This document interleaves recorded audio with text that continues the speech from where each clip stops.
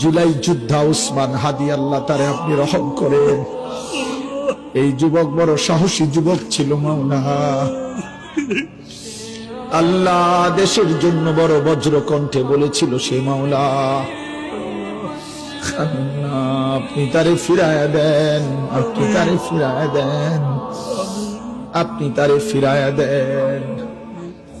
আল্লাহ আল্লাহ আল্লাহ আমার দেশকে নিরাপদ করে দেন। আল্লাহ আমার দেশের উপরে খায়ের ও বরকত নাজিল করেন। একজন ইনসাফকার, ন্যায়পরায়ণ, আদেল শাসক আমাদেরকে দিয়েন মাওলা।